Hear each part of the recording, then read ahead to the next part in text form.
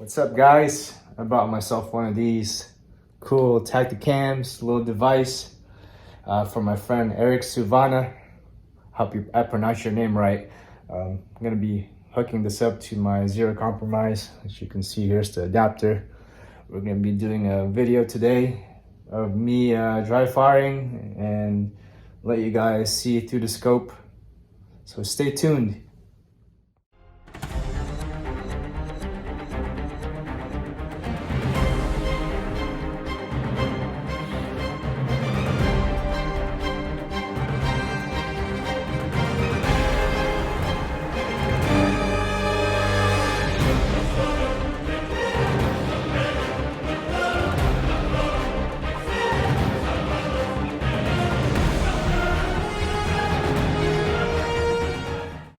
What's up, guys? So I got this new Tactacam. Thanks to my friend Eric Savannah, he sold it to me for a really good price. It was basically brand new. I think it's only been used once or twice. But anyways, I'm gonna be hooking this up to my Voodoo, my Zico Zero Compromise scope. This adapter, I kind of had to stretch it a little bit because the ocular lens on the Zero Compromise scope is a little bit wider than most scopes. So with a little bit of modification, I was able to get it on there, and we're gonna be doing a through the scope live fire session, standing, kneeling, and sitting positions, and kind of let you guys see what I see and run through some of what I do. And yep, eventually I want to be able to do some live fire through the scope videos, but for now this will do. I just got this last week and I haven't been able to take it to the range yet, so I'm excited. I guess we can run through some of my dry fire gear.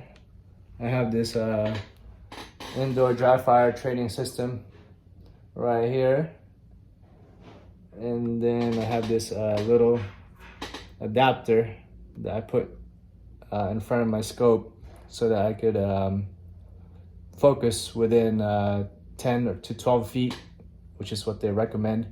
So I stand back to 10 to 12 feet while I'm in a room and I'm able to dry fire.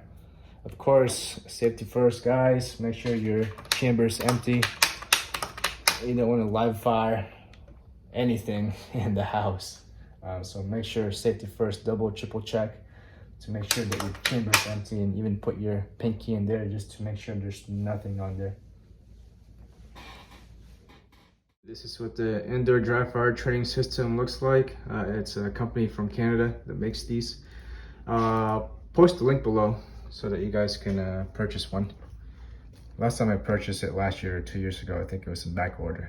Anyways, it's got these target arrays over here. I think they're like 1 to 2 MOA. And then you have diamonds, circles. You have a coyote right there.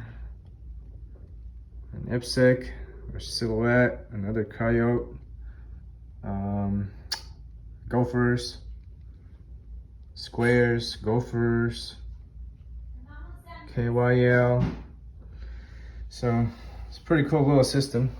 I have a little reference over here, I guess, of how many MOAs there are and all that. Yeah, so I usually just set this up 12 feet in front of me, 10 to 12 feet in front of my my scope, and I'm able to focus my scope with that adapter. So let's do this. All right, guys, let's get started. Got my Tactacam on.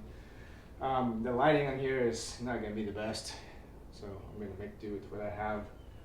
Usually with this thing on, it makes the quality of the camera a little bit darker versus not having it on. So I turned on my illumination so that you guys could at least see the reticle and see the white target in the background.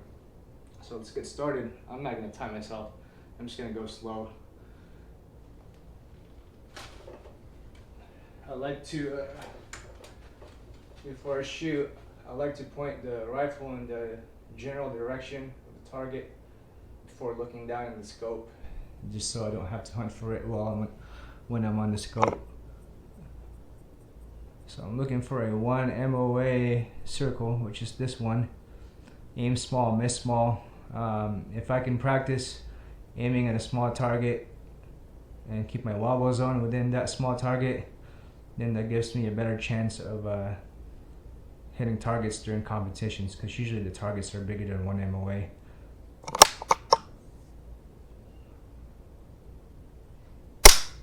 I might just do 2 shots.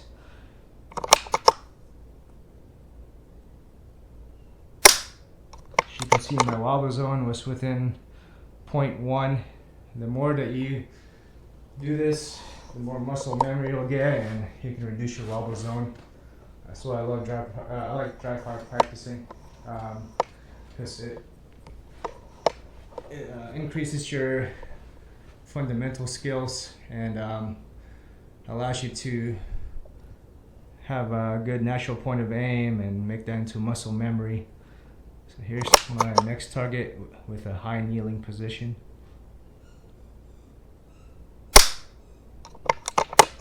Broke that. That was a pretty good clean break.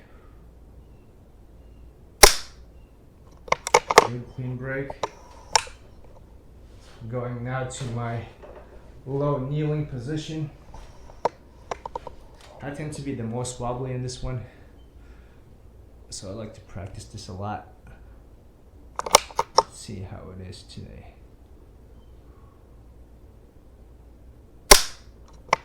Good enough. Still within the target.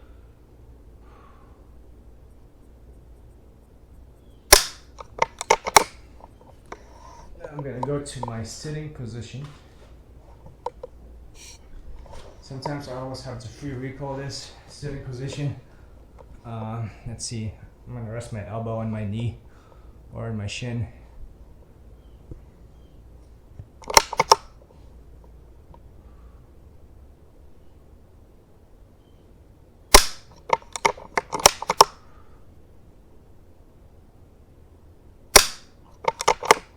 Alrighty. So I guess just some final thoughts after dry firing. I like to time myself sometimes when I'm dry firing, just to get used to the time and feel that pressure that you would in a match. That's one of the ways that you're gonna get used to that pressure. You can run through wind scenarios. You can dial wind, pretend there's wind, and hold the wind, and practice doing that. You're limited to what you can do with dry firing, but you could still try to rehearse and come up with scenarios in your mind as if you're shooting in a match. But anyways, I hope you guys enjoyed the video. Like and subscribe if you haven't.